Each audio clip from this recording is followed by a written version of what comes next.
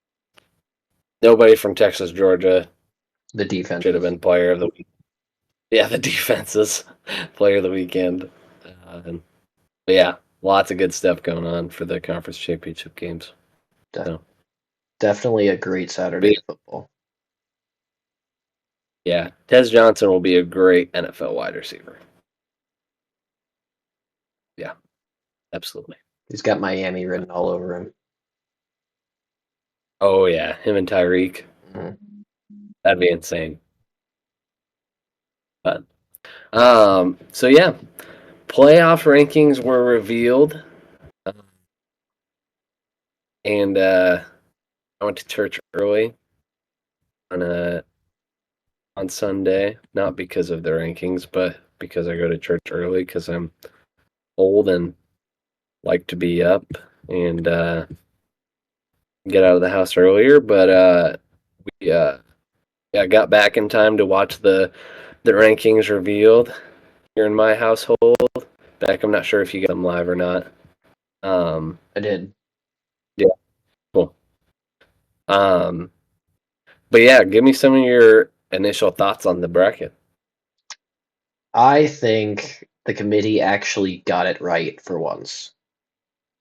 Because looking at my rankings, I would have had it, I think the exact same, except for I would have had Notre Dame above Texas and Penn State. Otherwise, I have the exact same thing as what the committee did. So I Mm, think the committee actually got it right for once, especially after having their worst showing in history last year, in my opinion. mm, yeah, yeah. I would agree with you there. I thought Notre Dame would have been a little higher than seven, than the seven seed. I think they definitely deserve to be above Penn State for sure. Maybe not Texas. I'm not sure how I feel about that. I really hadn't given that too much thought, but I definitely thought Penn State would have dropped a little bit more than they actually did. Um, but yeah, overall, I think I totally agree with the rankings. I think obviously it was kind of the nail biter of is Bama gonna get in or is SMU gonna get in? Um, I think I would have been fine with it either way. But I think it definitely makes it a little more fun with SMU being in. And also, too, I think the kicker for me would have been the reason why Bama shouldn't get in was just because of that loss to Oklahoma, like late in the year. You just didn't really see a loss like that on SMU's schedule. I know a lot of people were saying that, like, you know, they had some close games, but they never got blown out or anything. Um, so I think that definitely helped their case for sure. Um, but yeah, lots of good first matchups in the first round. Yeah. I will say I would have been upset with Bama going, mostly because the committee decided the week before that SMU is above Bama by multiple spots. And then just Mm-hmm. because you play an extra game that Bama didn't deserve to play because they didn't play well enough in their conference, you're going to move them down because they lose a close game. I think that would have been Yep. crazy. Almost like Yeah. punishing Florida State for winning their conference title game, but having their Yep. quarterback out. So, Yep. Yep. Yeah. Yeah. Even with the first two teams out, like Bama being uh, the first team out, I'm still not over Miami being the second team out. They did not deserve to be right there. It should have been Ole Miss or South Carolina, probably Ole Miss. Um, yeah. So overall, good job on the rankings, TFP committee. Good job. Very, very happy with it.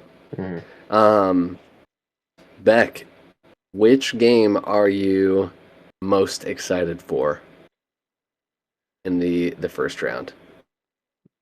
ooh, probably most looking forward to the Indiana showdown between the in-state rivals of Notre Dame and Indiana. I think that will be a fun time, and I think it will be close. I think, yeah, I won't say who I think is going to win, but because we'll save that for next week. but I think that'll be a great game, and having that one on Friday night will be a blast. Mhm. Yep. I hope it snows like a bazillion inches when they play. That'd be awesome. But Might give Notre yeah, I Dame an think extra more advantage from that with Leonard just yeah, trucking people, but it would be a blast. yep. So fun. I uh I think for me, I don't know why. I think this would probably be the least excited game uh, for people. But I think I'm actually most excited for Clemson, Texas. I don't know why. That game just screams close nail biter to me. I don't know why. I just think Dabo's going to have that team ready, and he's going to want to win that game very, very badly to knock out Texas. So I don't know. I'm not going to say who's going to win yet, but I do think that's going to be a very, very close game. It'll definitely be interesting to see if Dabo can get that team. I think honestly, I think Dabo's got the better quarterback. Klubnik's been awesome down the stretch, playing He's like been really good. the 5-star quarterback he is. So Yep. both have decent Yeah. defenses, so it should be good. Absolutely.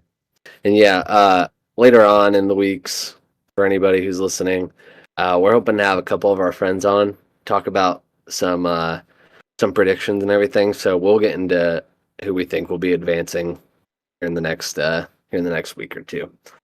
Um, but yeah, anything to add before we move on to a little format talk?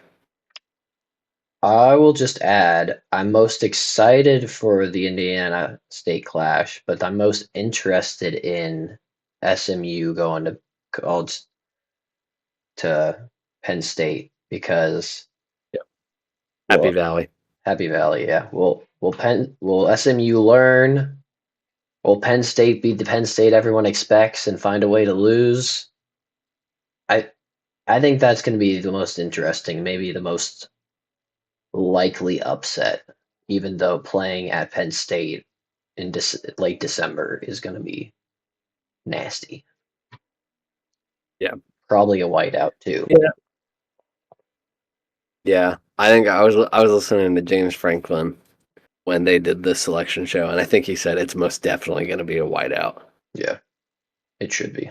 Um, yeah, I'm interested about that game too. I'm curious to see, yeah, what Penn State team shows up, and I could see it going either. I could see it going one of two ways. Penn State wins by a lot, or they get into a shootout, and then it's a pick'em game. Yeah, yeah, definitely. So I don't know. We'll get into that later. I'm excited to talk about it though. But yeah, Um, real quick, since we talked about three, we might as well quickly touch on. So our final matchup is Tennessee going to the Shoe at Ohio State, which I think most people would yeah, consider the tightest matchup and most entertaining, which is hilarious that we didn't bring it up at all. But yeah, it'll be interesting to see if Ohio State can recover and if honestly Ryan Day can save his job with a win, or if Tennessee's good defense and run game can pull it out in the gold. yeah. I was talking to someone today, and I was like, Tennessee is one of those teams that, like, if they get hot with Josh Heupel and Nico and their run game and their really solid defense, like, they could totally win it all. And I know, I think I was listening to Josh Pate the other day, and he said the exact same thing. That like they could win it all for sure. And I don't know, Tennessee's just one of those teams, man. Like you don't quite know if you're gonna get shootout Tennessee or if you're going to get really smash mouth Tennessee every week. So definitely excited for that. And yeah, Ohio State. I don't know what to think of them at the moment. They're definitely have all the talent in the world, but whether they can put it together or not is the biggest question. I agree with that. Beck, are we going to have a format change? Well, every single person who's got a mic in front of their face thinks we should, because they're all furious about this, which I kind of find hilarious because we all knew this was happening. But just since now we figured out the Big Ten ACC does, Big Ten and SEC don't get the top four buys, everyone's freaking out all of a sudden, like we didn't know this already. Yep. So I guess I'll turn it back on Yeah. you. And do you think there should be a format change?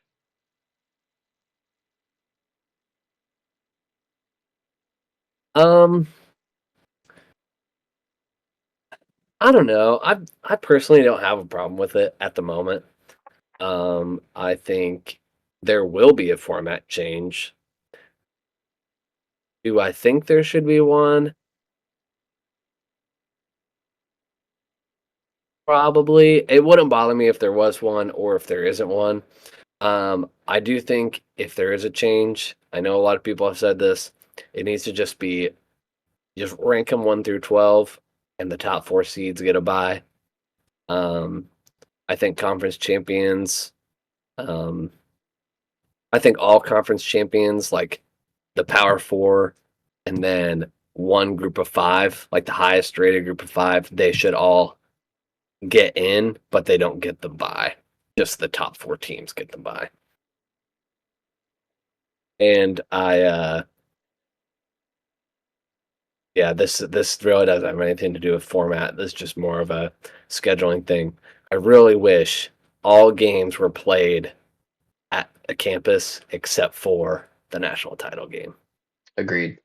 Like how fun would it be, you know, have Penn State go to Boise? Or have Texas go to Arizona State. Yeah, it'd be awesome. And honestly, the best home environment in the country, probably Oregon. How much more of an advantage that is playing Ohio State or Tennessee at home instead of the Rose Yep, Bowl. yep. 100%. So that's my thoughts. What are your thoughts? So I find the arguments kind of funny because I bounce back and forth. So the way it's currently set up that everyone hates, it's like, well, you all watch the NFL and love it. Guess what? The 8 and 9 division winner in the NFC gets a home game, and they always have, and probably will for a long time. No one's screaming about that one right now. So, and, and to my understanding, the reason that they did this in the first place was to make conference championship games matter. Because Mhm. what else was Oregon and Penn State playing for? Yeah. But now in practice, I see that if you look at the bracket, Oregon having to play Ohio State or Tennessee versus Penn State playing SMU and Boise, Penn State might have got the better draw. Same Yeah. with Texas as the 5 seed. You get Clemson, who's the 16th best team in the nation according to the poll, and I have them at 15. You get so Texas gets home game versus Clemson, and then I think they're playing in the Mercedes in Georgia to play Arizona State to get the semis. That's Mhm. definitely easier than having to play Ohio State or Tennessee for the number one overall seed. So I think they would fix it just by doing like what you proposed, is you just seed them 1 through 12 and remove the automatic buys for conference title winners. And I think you solved most of the issue. Mhm. But do you think though that the 4 Power 4 winners should get in, and the highest rated group of 5 should get in? 100%. Because Yep. I think that's the point of expanding it. Because you include people. Otherwise, what's the like? What we love about March Madness is upsets. The only way we get upsets is including everyone and getting the auto bids. Yep. Yep. So, like, and even so, like Boise would have made it this year, and so would Arizona State. because Arizona State was 12, Boise was 9 in the playoff poll. I had them 9 and 10. SMU would have made it 2. So Yep. the only change would have been is Clemson wouldn't have made it and Bama would for the committee, and then Clemson wouldn't have made it for me and Ole Miss would have if you didn't matter about auto bids. Yeah. Yeah. But I definitely think you win your conference, you should get in. So Hmm. I agree. But yeah. Um, yeah, I don't know when they'll change it. I know they will because, the ever evolving sport that needs to be changed in some sort of way. So yeah, I think it'll get changed. yeah, it depends on the contracts, but I listened to Dan Patrick a little bit, and he's had one of his informants that always seems to be right. Says they're probably going to 14 team playoff, not next year, but the year after for 2027. So I could see them making that change then, if not even just next year. Depends on how the contract's written on whether they can change that or not. Is my guess. Yeah. Yeah. I w- I don't think we should keep expanding it.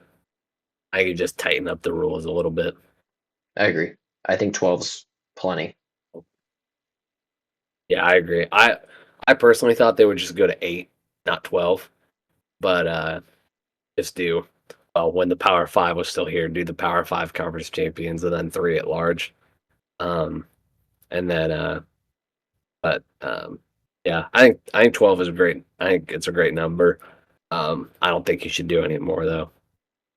But Agreed. You get too many games at that point and take away the yep, advantage of of the higher seeds. yep, true. So, anything else to add before we move away from playoff format? I think that covers it. Great. Well, now it is the most wonderful time of the year. Bowl games are here, and I'm very excited. Um, Lots of good bowl games this year. One bowl game in particular that we'll talk about later on, probably next week, that caused a little confusion in our friend group at first, but now you and I are very excited about it. It will not make my top 5 bowl game list, but we will talk about it at some point in the future because I know that will be one that we all want to touch on. Um, so Beck, no specific order, top 5 bowl games you are looking forward to, and if you want to add a quick note about them, you can. If not, go for it. Yeah, just to rattle them off with a little bit of why I chose them. So I'm cheating a little bit. My first one is two in the two non-playoff conference champion heavyweight bouts between the MAC champion and Conference USA champion with Ohio versus Jacksonville State, and then the American versus the Sun Belt with Army versus Marshall. I think that's really cool that they pulled that off. Whoever's in charge of Yep. choosing these, I think that's awesome. But in kind of the more conventional favorite bowl games, the ones that I went with is the we lost to Notre Dame Bowl, as I'm calling it, Texas A&M versus USC. Um, That's One that I just think will be fun if any of the players actually play in it, Louisville, Washington. Like that'll be a fun one. yep. One that I think that will be closer than most people think with South Carolina, Illinois. I think Illinois will put up a fight in that game, which most people are probably going to expect South Carolina to roll, but I think it'll be a lot closer than people think. And then the one that I think is going to be first team to 75, Baylor versus LSU. Mm, nice. That's what I got for my 5. Nice. Very good. um, I'm with Beck on his two group of however many conferences there are now. Champion Bowl games. Marshall Army. It's going to be great. Jacksonville State versus Ohio. It's going to be great. Yeah, my top five, decently similar to Beck's. I'm having a hard time picking five because there are a lot of good ones. Um, Syracuse versus Washington State. That one is very interesting to me. I hope Kyle McCord is not going to opt out because that'll make it a lot more interesting if he stays in. But that'll be a good one. Um, Vandy versus Georgia Tech is very interesting to me. Pavia versus Haynes King, that's gonna be a really good one. Um, Illinois versus South Carolina, that one spiked my interest for sure. USC A&M, that one also spiked my interest. Um, Another one too, not a lot of people probably talk about Texas Tech versus Arkansas. I think that'll be a very interesting one as well. Um, but yeah, lots of ones I'm looking forward to, but those would probably be the ones that are at the top of my mind right now. So Yeah. So I guess to wrap it up, to expand upon the topic you brought up earlier with the Big 12 third place game between Colorado and BYU, and just at first, why are two conference teams playing in a bowl game? What was your immediate thoughts on that? at first I thought it was a typo. When I looked at ESPN's app, I was like, "Oh, wait, what?" Like, there's no way that's right. They messed up somewhere, or maybe there's a different BYU that I've never heard of before, or but no, I just I looked a little closer and then texted our group chat and was like, "Why is this a thing? Like, why is this happening?" And one of our friends that we'll have on hopefully later on in the coming weeks on the show, he was like, "Yeah, I really wanted Colorado Miami," and I was like, "I didn't even think about that being a possibility, but that would have been an insane game. First team to 100 wins. It would have been great." Um, BYU Colorado, it's going to be a good game. I'm excited about it.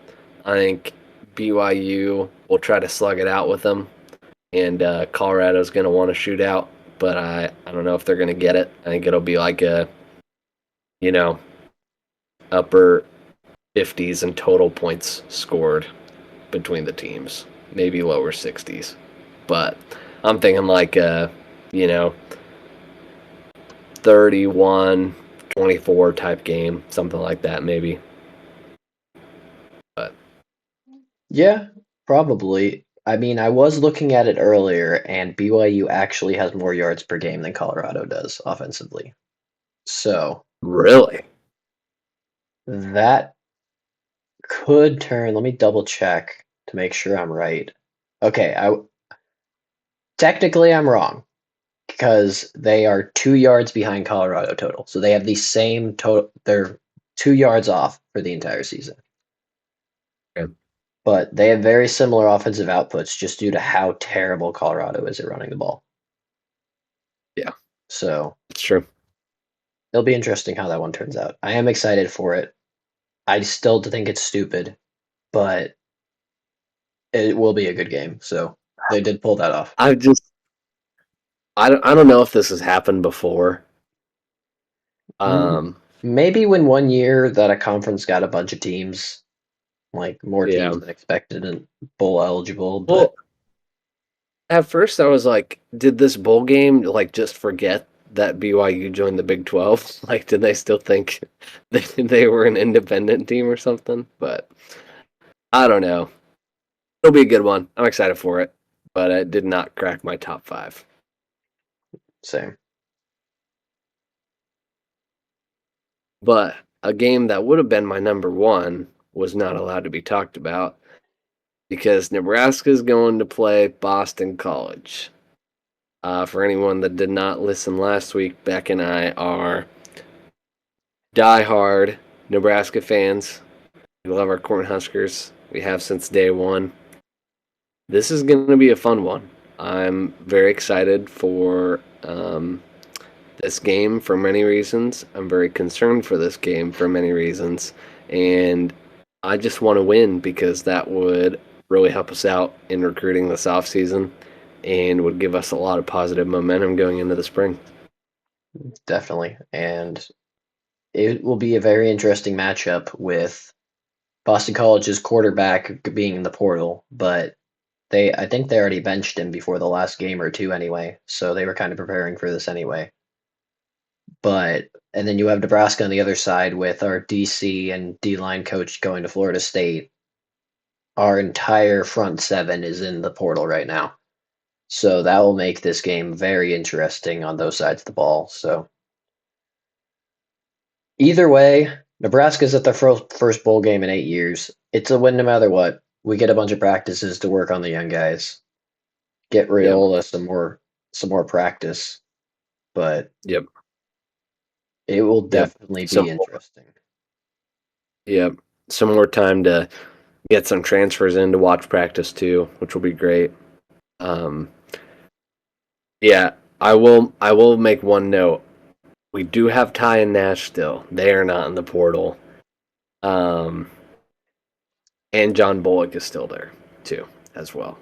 And Isaac Gifford, but I don't know whether that's a good thing or a bad thing. Oh, Giff. Oh, and Javen, right? He's still there. It's true. And then we got the That's helpful. and then the true freshmen that haven't hit yet. So I bet Yep. Ty and Nash can each J9. get 5 sacks each and then just call it a day. Yep. Raise your draft stock a little bit.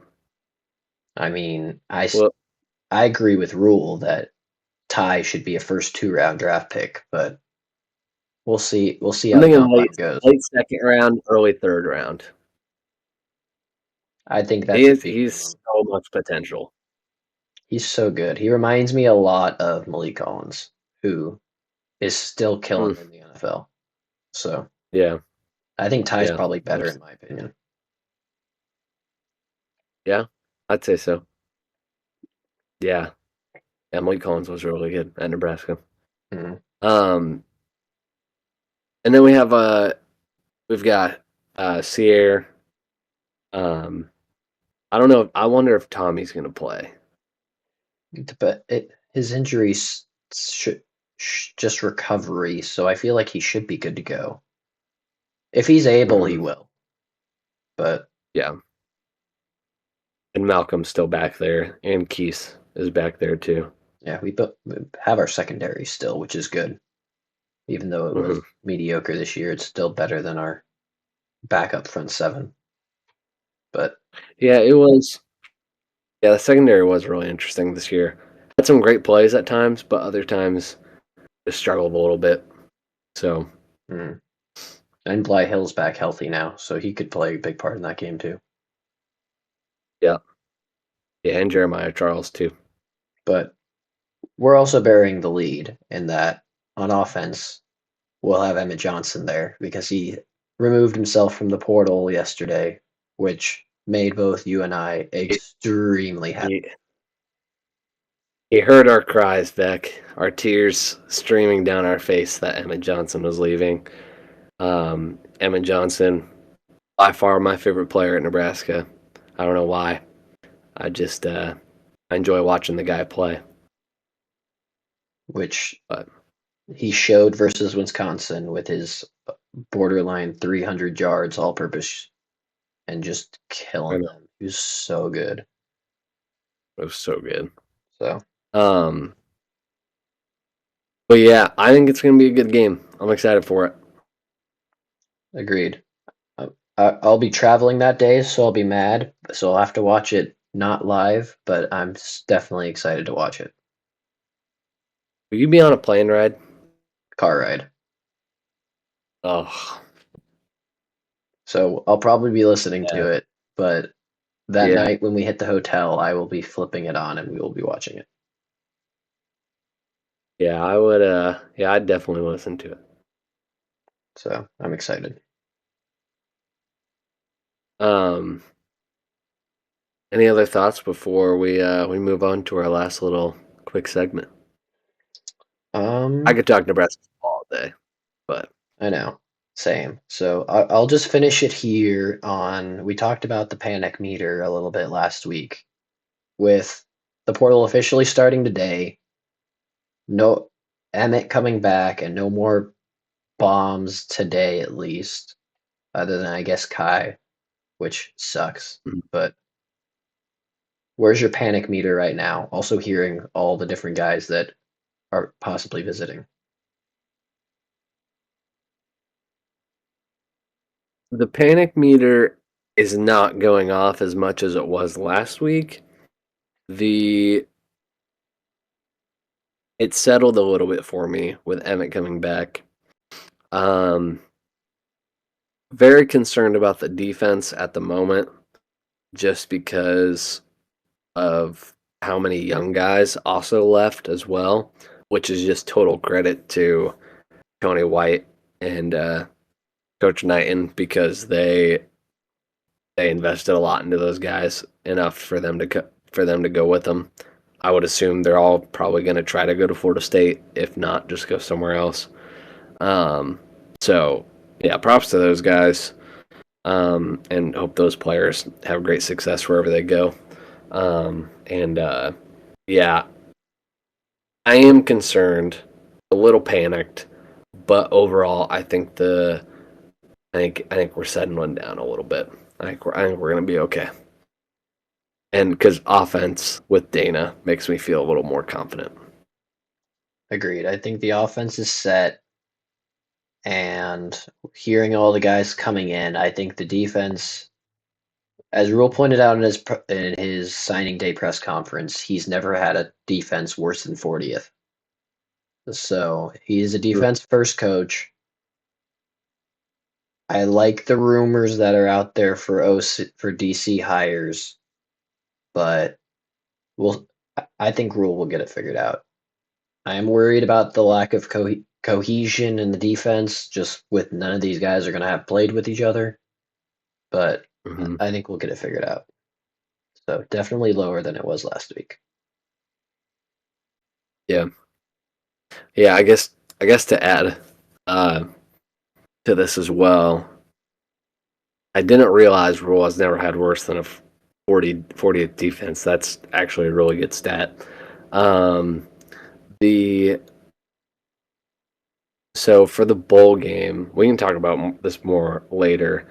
Will our front four be McGahee, Nash, Ty, and who is it? MJ Sherman would be the other rusher? Probably MJ, Elijah Judy, or Lenhart's still on the team. Oh, Judy and Lenhart. Yep, Yeah. yep, yeah. Is McGahee more of the? Is he edge rusher, or is he technically a linebacker? I think he's technically a linebacker, but he's had multiple strip sacks this year. Yep, So that might be yep, the role he starts building himself into as he grows in the weight room. So yeah, yeah. Yeah. If we can keep McGahee, V9, Lenhart, and Judy around, that would be huge. agreed. And I'm still hoping we can get some guys to come back like Emmett, but we'll see. We will. We will see. If if you had to pick one guy to come back who's gone in the portal, who would you pick? Sentimental, it'd be Malachi Coleman, but for winning football games, it's Prince Will. I think Prince Will would be huge to keep. I mean, Hmm. 24/7 currently Yeah, has him as the number one guy in the portal, at least last I looked. So yeah, that tells you I anything. saw that too. Yeah, I was thinking him or Keanu Davis. Yeah, Davis is going to be a problem in a few years. Mhm. Yep, I agree. But well, oh, one other thing I wanted to add: Nebraska is currently a 3.5 point favorite. Last I saw. Ooh, interesting. I had not looked at that yet. That's probably the Dana plus Dylan combo probably making that difference, even though it's going to be cold and snowy. But I think we are so Yeah, ready for some cold weather games. So I think that'll make it even better for us. I'm very interested for what the score is going to be for this game. I would be Either very surprised if a total of 40 is scored. either Nebraska blows them out like the Yep. Wisconsin game, or it's Yeah, 17-13 or something crazy like that. yeah, for sure. Um, well, before we wrap up this week's episode, Army Navy this week, and a bowl game is on Saturday. South Alabama versus Western Michigan. You don't have to give any rhyme or reason. Beck, who are you picking for the first bowl game? And then we'll do Army Navy. So, first bowl game, I am going with South Alabama because they got a really good win versus Louisiana, a 10-win Louisiana team a few weeks ago. Also, the game's being played in Alabama. So that is why I'm picking South Alabama because that one good performance that I saw plus the home field advantage. All right. I am going to take Western Michigan because I don't know a thing about either of these two teams. And I'm hoping from when PJ Fleck was at Western Michigan, some of those oars are still rowing and they're going to row past South Alabama and get the dub. I would definitely love to see that. Army, Navy. I've got my pick. I think Army's going to win. We talked about it over text a little bit. We did not realize Army's quarterback was that much of a weapon. And I think it'll be close, but I think Army gets the job done at the end of the day. Agreed. I think this Army team is just on another level this year. Navy started out well, but ran into too many teams that were better. So I think Army Yep, continues the streak and wins their third straight versus Navy. we'll be good. I'm excited for it. Definitely. Always love some triple option. Absolutely, it's a good offense. I like it a lot. Hmm.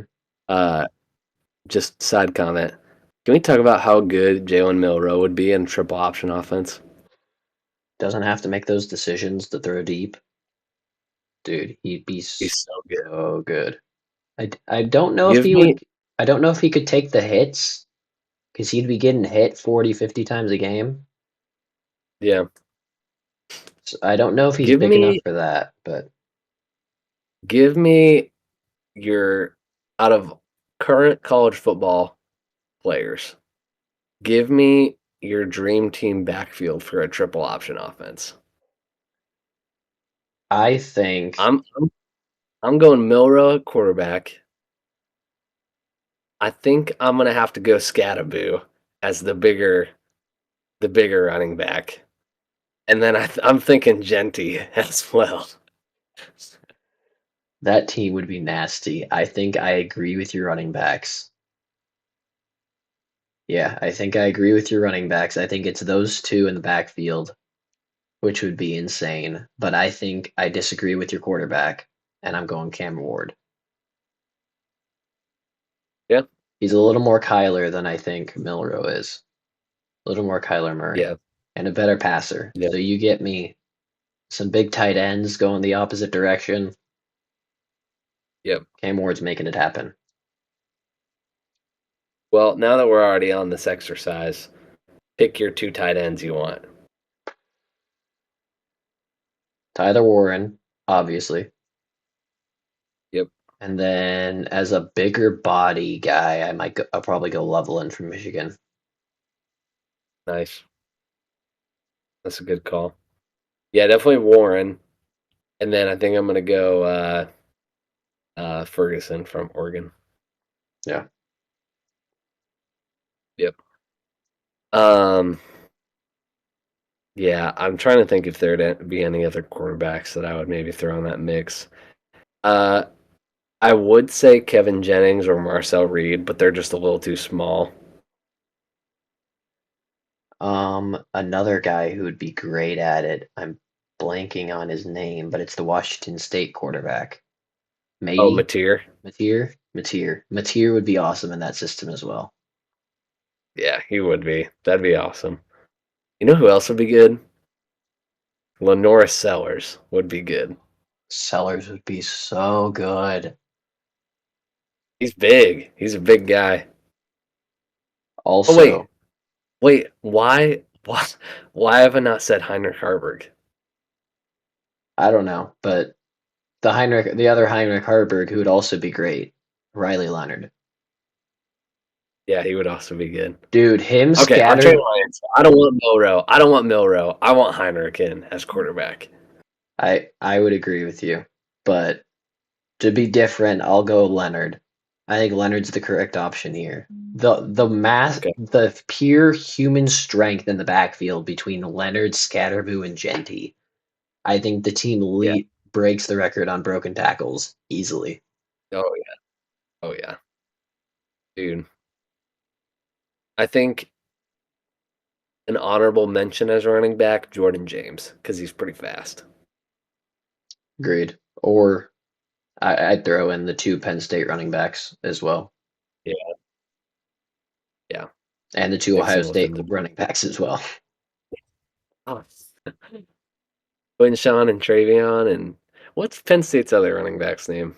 It's Singleton, and it is. I can't remember his name. Hold on, it's right. I'm right there. Because they both ran for 100 yards yesterday or 2 days ago. Allen. Oh, okay. Cool. So Well, that was a fun little tangent to go on right there. it was Purple option dream team. great podcast material. Great podcast material. But well, this was fun, Beck. Had a blast talking with you. And we'll be back on here, I would assume probably early next week. Um and hopefully we'll have some guests to talk about some predictions. Yeah, we'll nail down how I will get every playoff prediction correct. I wouldn't expect anything less. But all right, everyone or no one listening, this has been the CFE podcast, and we will see you guys in the next episode. Bye.